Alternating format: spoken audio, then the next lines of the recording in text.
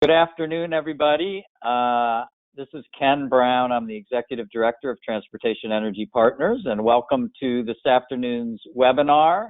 As folks know, there's lots going on in Washington, D.C., and today we are going to focus on strategies for increasing funding for clean fuels and vehicles and infrastructure in this year's appropriations process at the federal level.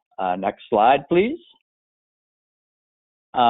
Quick thank you. These are our 2020 sponsors. For all you 2020 sponsors who are out there,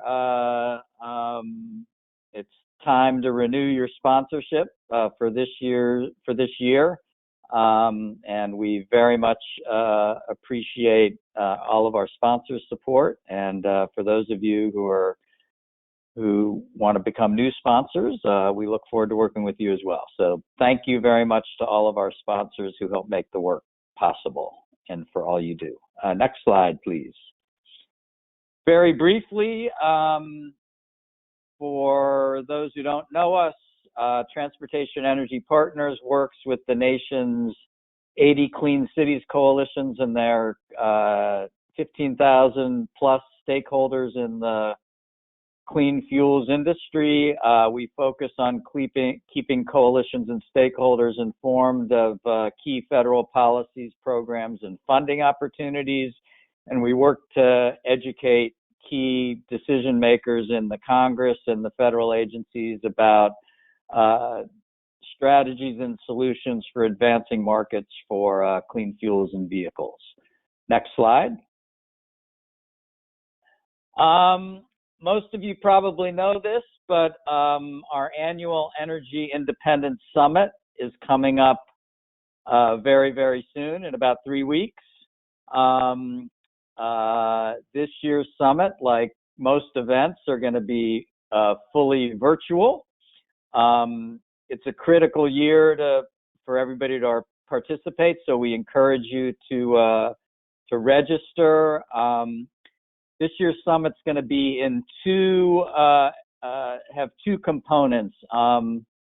For about 2.5 hours each day on March 17th, 18th, and 19th, we will have roundtable discussions and question and answer sessions with leaders of the Biden administration, members of Congress, and industry leaders. And then March 22nd through 26th, instead of doing a Capitol Hill Day, we're going to do a Capitol Hill Week. And so we'll have at least 30 teams from around the country, organized primarily by state. So there will be an Alabama team and an Ohio team and probably a Kansas and Missouri team and a Southern California team and a Northern California team and 30 plus teams. And each of those teams will have a schedule of about 10 to 12 meetings that week with their House and Senate offices. And you all can participate, and they'll all be done by Zoom.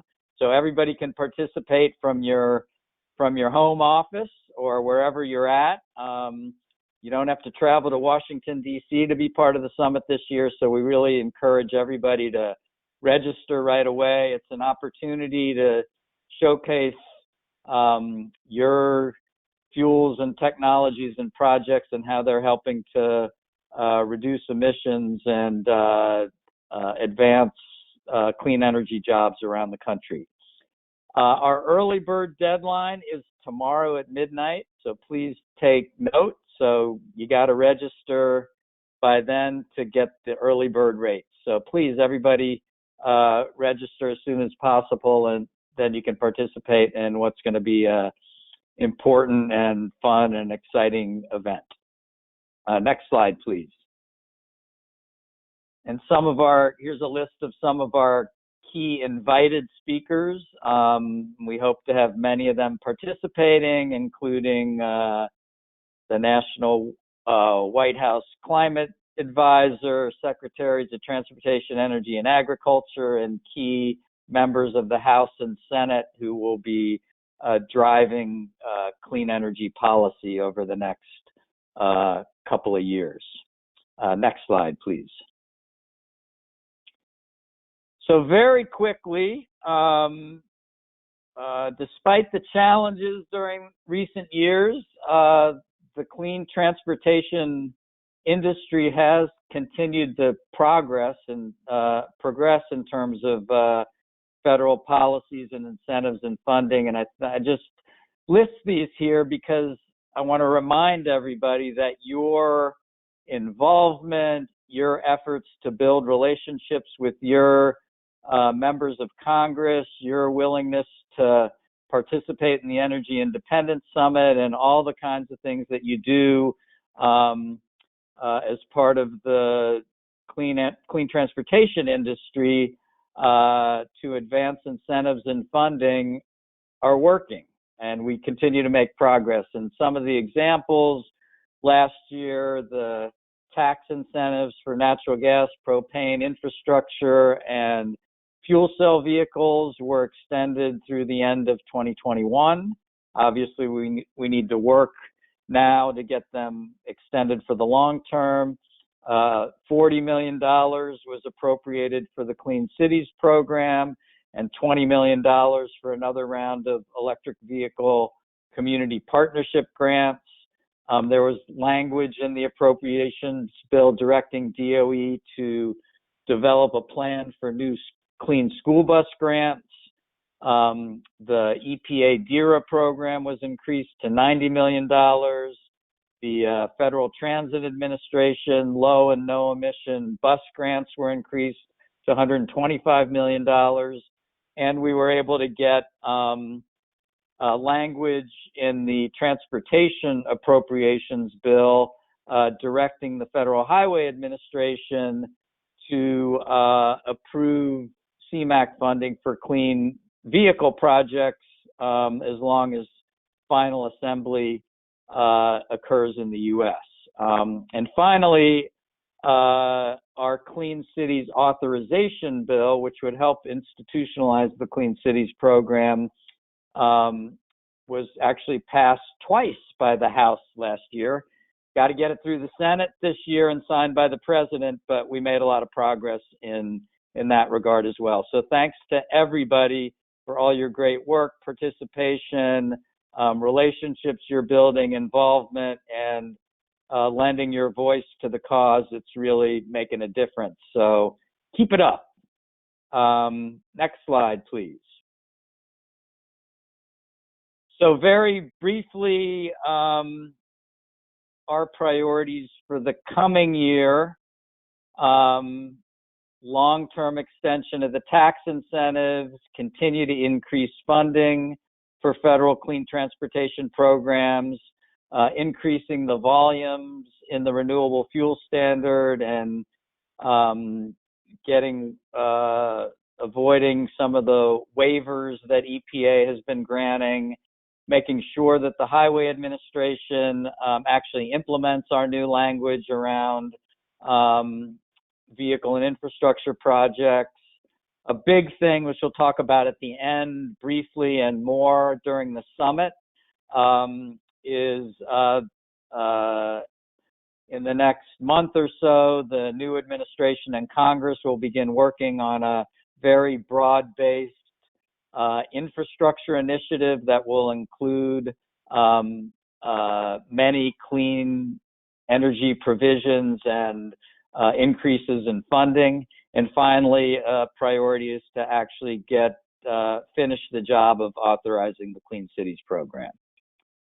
Next slide, please. So what we're going to focus today, though, because the process is going to begin shortly, is the annual Congressional appropriations process. And just very briefly, here are our priorities: more money for Clean Cities, more money for the electric vehicle community partner projects, more money for the DIRA program, and making sure our language gets implemented regarding the Federal Highway CMAQ funding. Next slide. So this year, in terms of the federal budget and appropriations process, the timing of the process is a little more fluid and undetermined than usual. It's always later when there's a transition to a new president and a new administration, because they have to get their people appointed and they got to get their budget team in place.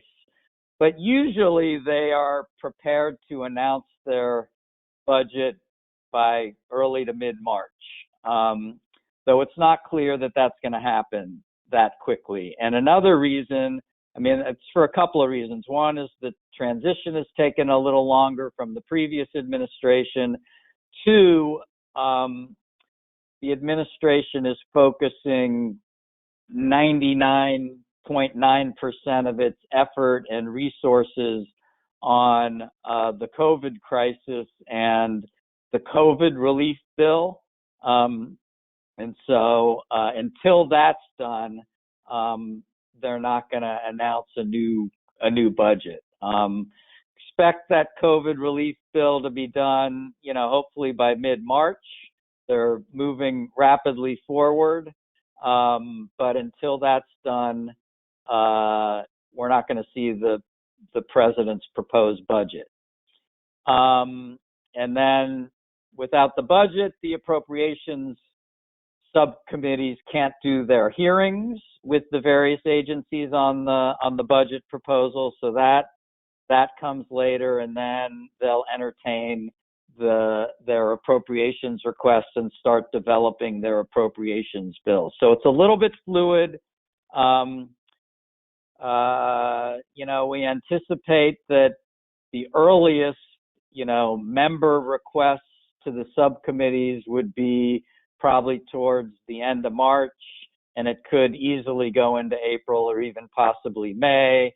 And then in terms of the subcommittees writing their legislation, again, it's going to be, determined by when the administration announces their budget. I do anticipate that once the budget's out and the appropriations begin action, they'll start to catch up, and we'll see, House and Senate floor action.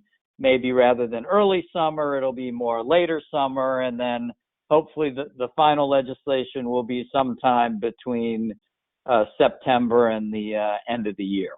But just to give you a sense of the timeline. Next slide, please.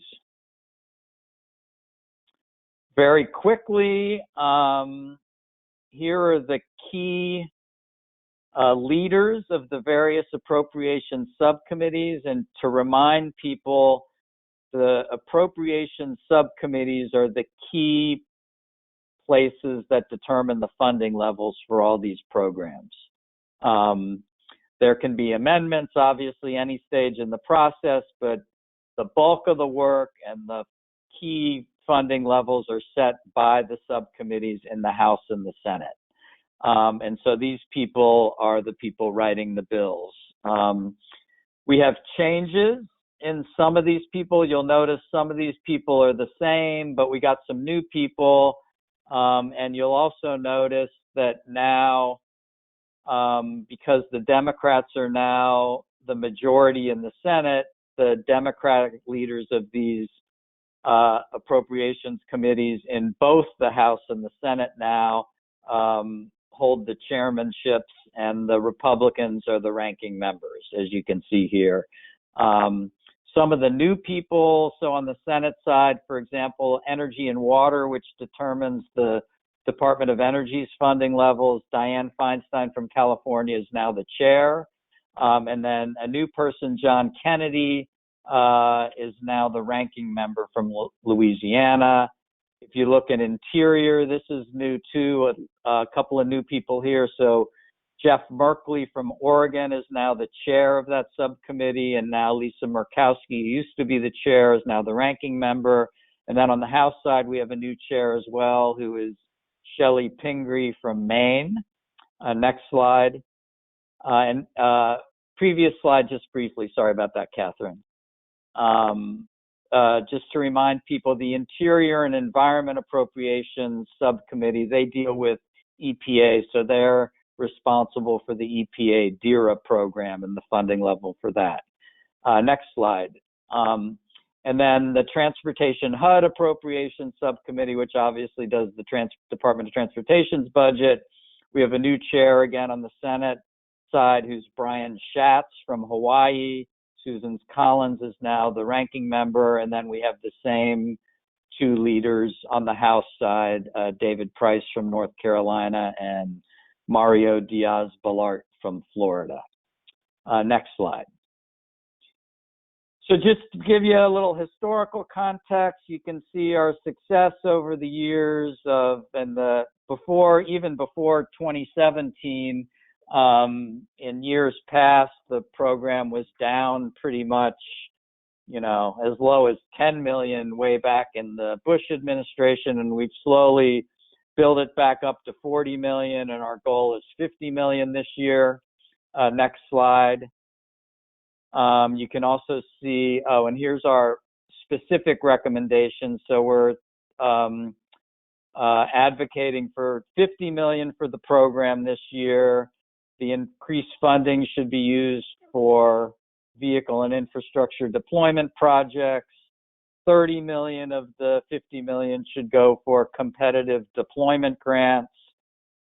We're advocating for, instead of large $5 to $10 million grants, we're arguing for 500,000 to $1 million grants so the money can reach more communities.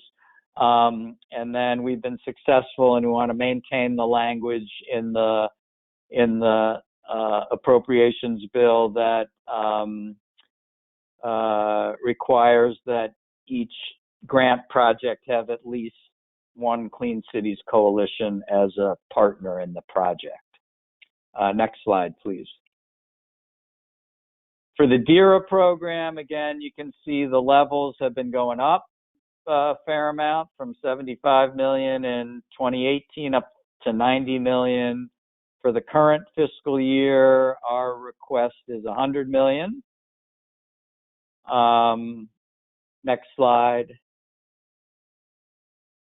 And then again, our recommendation for I think as many of you know, the Federal Highway Administration's CMAQ program, which stands for Congestion Mitigation and Air Quality, has provided, tens of millions of dollars for clean vehicle and infrastructure projects over the years. That money was suspended and during the Trump administration, and now we're working to have that.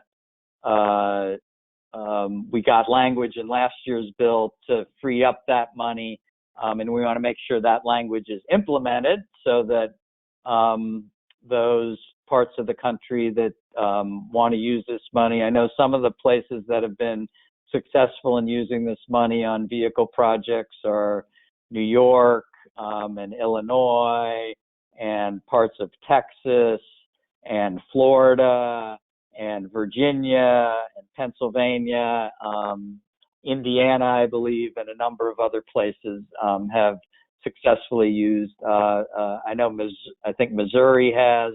So a number of places have successfully used their dollars on these projects, and so we want to make sure that language is implemented, and then to include additional language if the agency is slow to move. I want to remind people also that if you have questions, please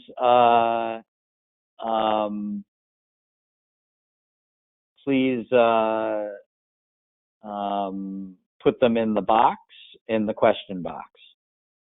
Next slide, please. So here's the important part of the process where we need your assistance. So the way the appropriations process works is that, again, the key subcommittees write the bills, and then every member of the House and the Senate has the opportunity to basically send letters to the appropriations subcommittees indicating their priorities for programs they want to see funding and language that they want to see included in the appropriations bill. And that's how we influence the appropriations process. And so our job is to get as many members of the House and Senate as possible to request our language and our funding levels. And so what we need, and each, almost every House and Senate office has a deadline where they ask for you all as constituents, as their constituents, if you have priorities for the appropriations bills, to get your requests into them, and then they sort through the requests and send them to the subcommittee. And so that's the key part of the process. And so what we need and some of the offices take letters, and others have like an online form that you can fill out, and you list the program and the dollar amount and any language that you want, and we will help you fill out those forms and give you a sample letter, write letters, or give you a sample letter that you can use. So basically what we need all of you to do, and we will be there to help you the whole way, is to get your letters and forms into your House and Senate offices, then to follow up to make sure they got your requests, and to ask them again to submit our request to the subcommittees. And our goal is to get at least 100 House members to request our funding levels and language, and at least 60 senators to do the same. Next slide, please. So, what are the deadlines? Well, we don't know. Some of the House and Senate members have already announced their deadlines, but those deadlines are going to remain somewhat flexible, even though they've been announced, because the whole process hasn't started and the subcommittees haven't set their deadlines yet. But some are beginning to ask for have their forms online, or asking for your submittals. So it's not too early to get those submittals in. If you find a situation where the deadline is passed, because the process is so fluid this year, I'm very confident that they'll still accept your requests. And again, we can help you with this, but here's just to give you a sense. But March will likely be the key month to get our requests in, and some of them, and we may have easily into April to get the requests in, but we should be thinking about this as happening very soon. Next slide. So the key next steps are for you to contact your House and Senate offices and figure out what their deadlines are for their appropriations requests, to find out if they want a letter, or if they have a form that they want you to fill out. We can give you a sample letter, and we can also help you fill out the form, because it asks them somewhat straightforward but arcane questions that you might not have the information for, and we can help you do that. It's very helpful if you can either list on the form, or if you send in a letter to demonstrate your stakeholders who support these requests. And then you need to follow up with the congressional offices. And actually, the Energy Independence Summit this year, I think, will be ideally timed to help follow up on the requests. So it's perfectly timed this year to do that during the week of March 22nd. Checking just to see if if we got any questions here. Not seeing any questions. I guess you guys have been through the drill, and everybody's used to this. Next slide, please. Then the other thing I wanted to add in is that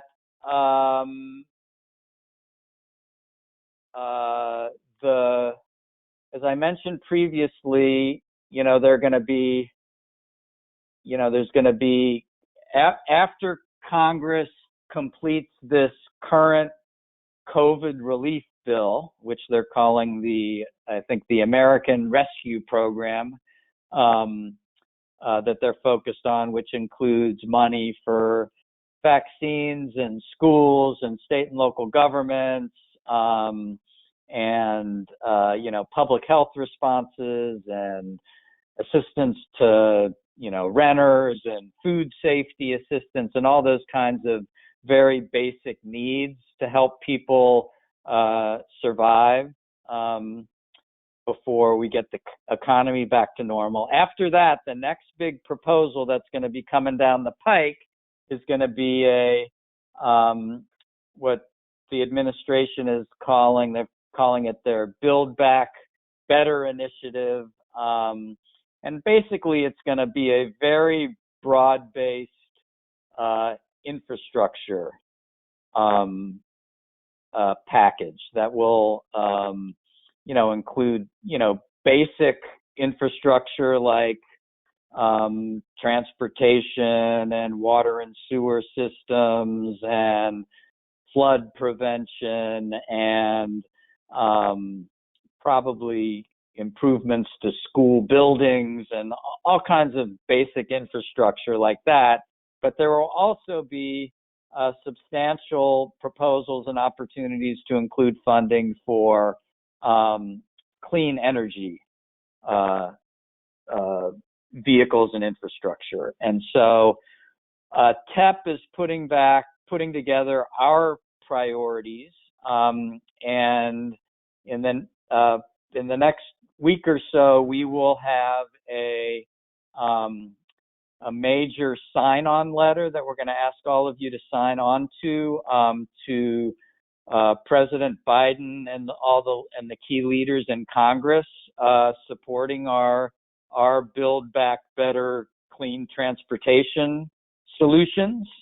And just to give you, we're not going to go into detail about this today, but it's going to include things like long-term tax incentives, major funding for deployment of vehicles and infrastructure, an increase in volumes under the renewable fuel standard, transitioning the federal fleet, as well as, and this is more long-term, would be beginning the work to develop a national low-carbon fuel standard. But that's coming down the pike, and just wanted to let people know that. I am seeing a couple of questions. Is there an early bird rate for Clean Cities coordinators?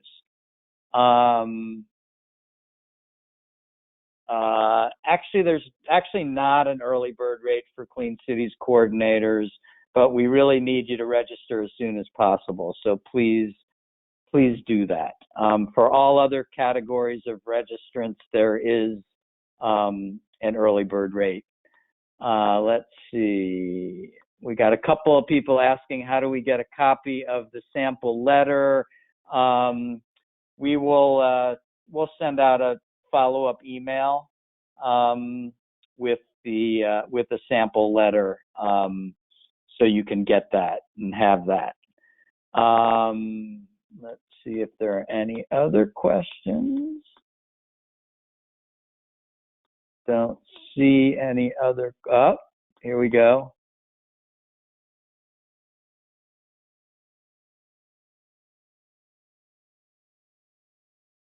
What specific federal highway clean vehicle programs are you referring to other than those affected by Buy America. I'm not sure I understand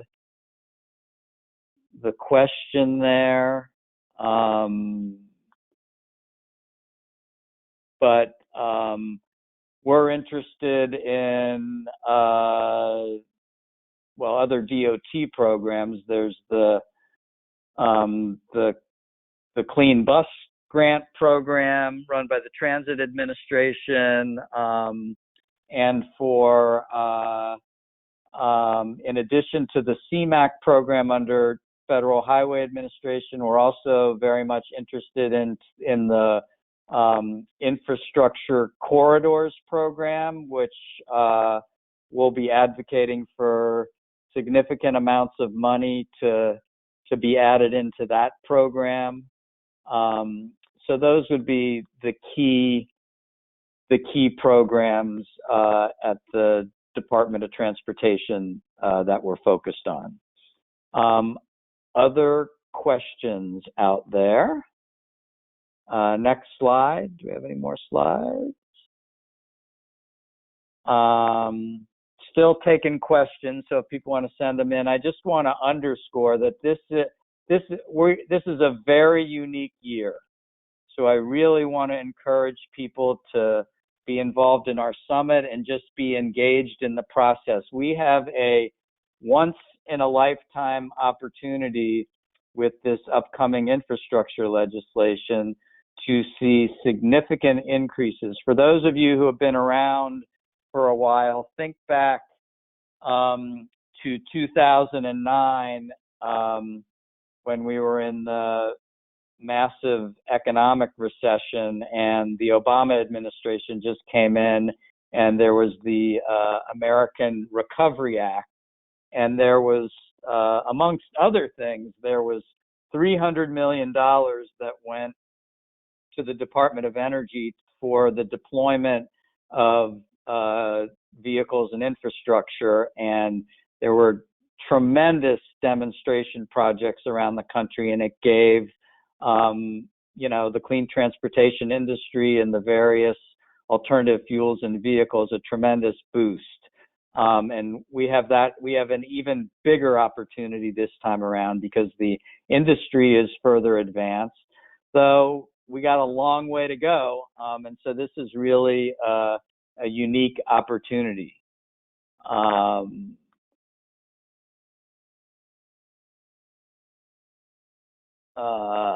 And I just want to tell people how critical it is to be involved. I'm looking to see if we got some more questions here. Hang on.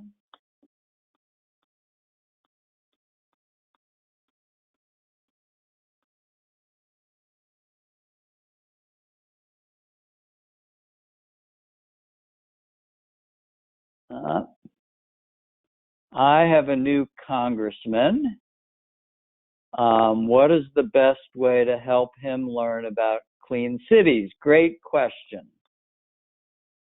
So, well, one great opportunity will be, and there are many ways to do this, but obviously the Energy Independence Summit will be a great opportunity to do that, where we're going to help the coalition set up meetings with all of your House and Senate members, and that might be an opportunity.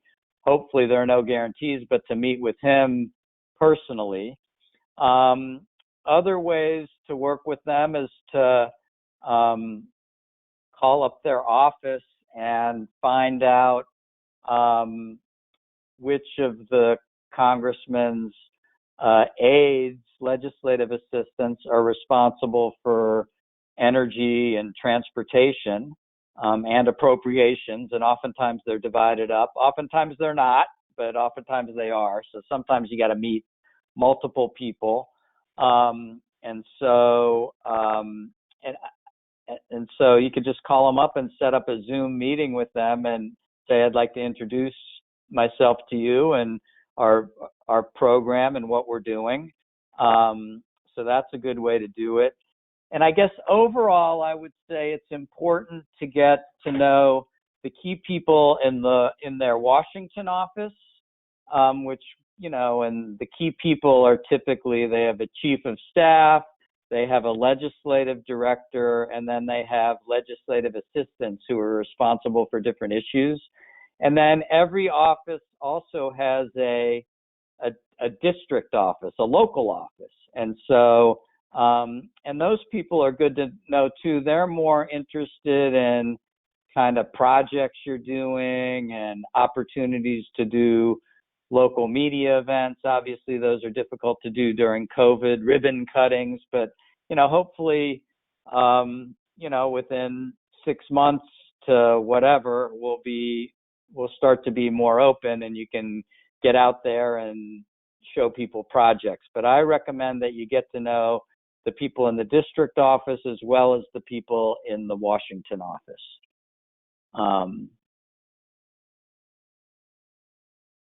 Let's see. Any other questions out there? Next slide, please.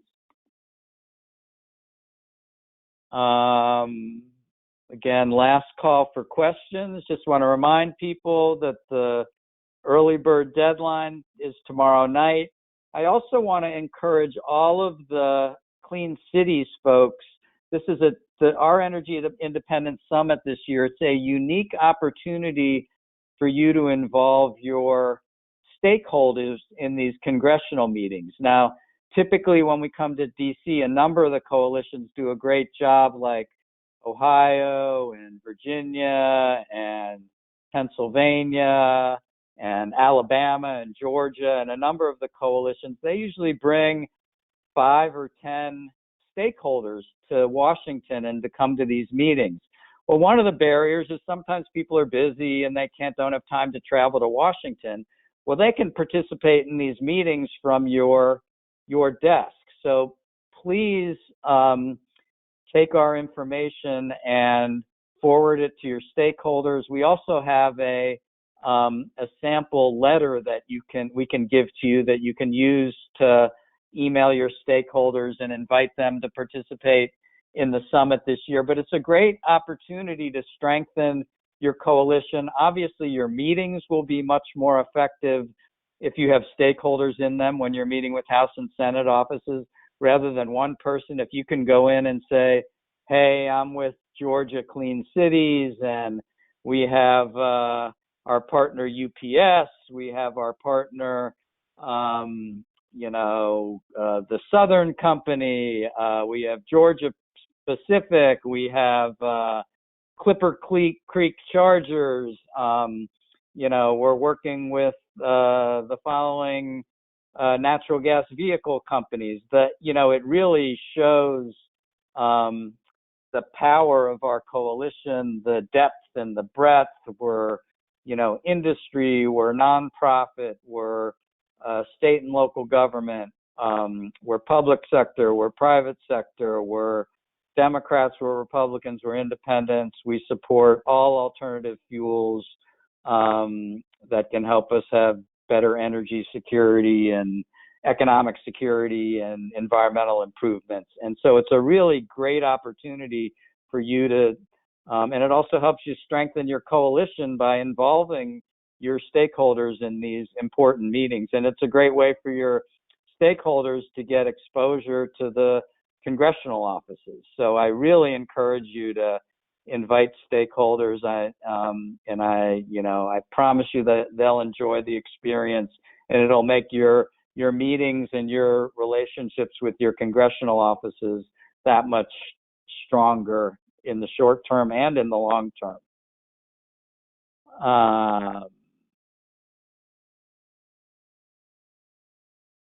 Next slide. Thanks again to our sponsors. Last call for questions. If you have any questions, next slide.